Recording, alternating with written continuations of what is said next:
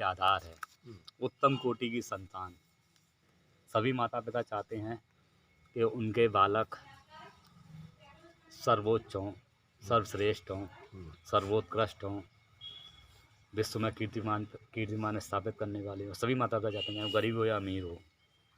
लेकिन ये सब करना कोई कठिन काम नहीं है, यदि व्यक्ति उन नियमों का पालन करता है तो। क्या क्या नियम बताइए। जैसे कि यदि व्यक्ति संतान उत्पत्ति चाहता है तो कम से कम 6 वर्ष से लेकर 1 वर्ष तक, कम से कम 6-7 महीने तो हैं ही, ब्रह्मचर्य का पालन करे, पति पत्नी दोनों। फिर उसके बाद किसी अच्छे ज्योतिषी से गर्भाधान संस्कार का मुहूर्त पूछे, उसको जिस प्रकार की संतान चाहिए।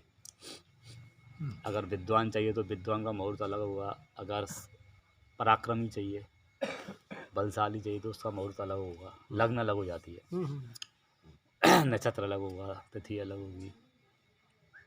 और गर्भाधान संस्कार भी मुख्यतः यही 2 दिन होते हैं, 3 दिन, सोमवार, बुधवार, शुक्रवार, बाकी दिन नहीं होता।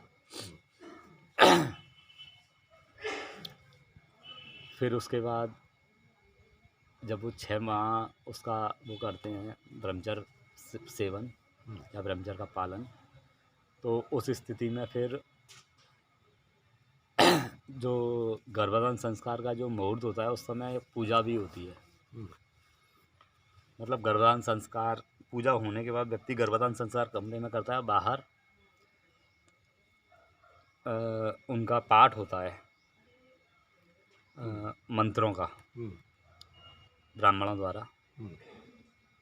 क्योंकि जब गर्भाधान संस्कार होता है तो कौन सी आत्मा आएगी गर्भ में, वो हमारे हाथ में नहीं होता।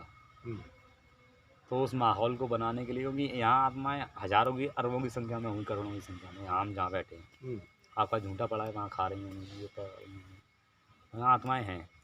बेसिकली अगर आप शुद्धता से रहते हैं तो आपको टच नहीं कर पाएंगी। अगर आप अशुद्ध हैं, अटैक होगा आपके ऊपर। शुद्धता का बहुत बड़ा महत्व है।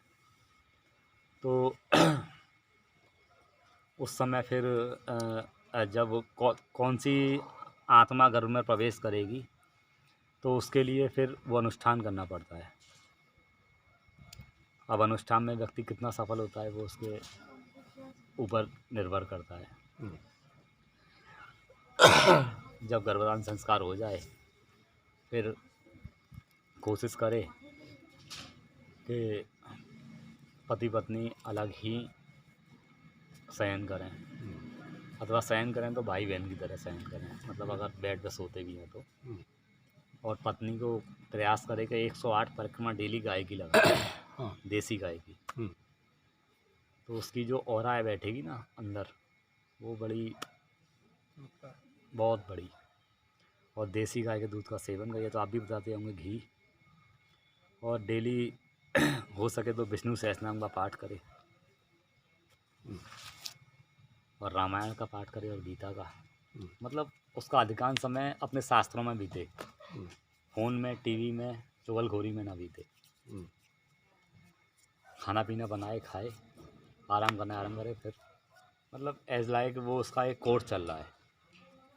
जैसे कोई यूपीएससी की तैयारी करता है तो खाता पीता सोता है और पढ़ता है, ऐसे उसका वो कोर्स है 9 महीने का। तो वो उसमें वो जो पढ़ रही है और जो खान पान के नियम हैं उनका ध्यान रखे, और थोड़ा चकिया चला ले, नॉर्मल डिलीवरी हो जाएगी भगवत कृपा से। फिर जो संतान होगी वो उत्कृष्ट कोटि की होगी। तो गुरुकुल के जो आचार्य हों उनके लिए बेसिकली सबसे पहला काम तो यही होना चाहिए कि वो नस्ल सुधार करें।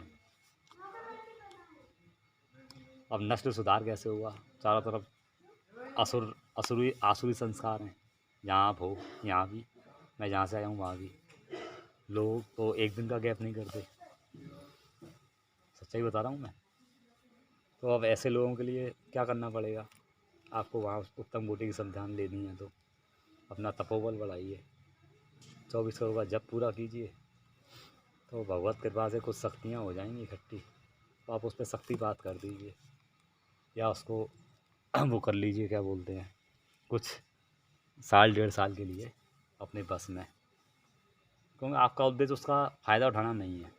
आपका उद्देश्य है इसका भी भला हो, और अच्छी संतान आएगी तो इसको भी मुक्त कर देगी, तो वह भगवत भक्त हो गई। अथवा सैनिक ही हो गया, अगर वो वहाँ युद्ध भूमि में मारा जाता है तो वो भी मुक्त हो जाता है, उसके साथ के सभी लोग मुक्त हो जाते हैं, ऐसा भगवान बोलते हैं। तो ये सब करने के लिए मुख्यतः आपको मजबूत होना पड़ेगा, गुरुकुल के जो आचार्य होंगे वो।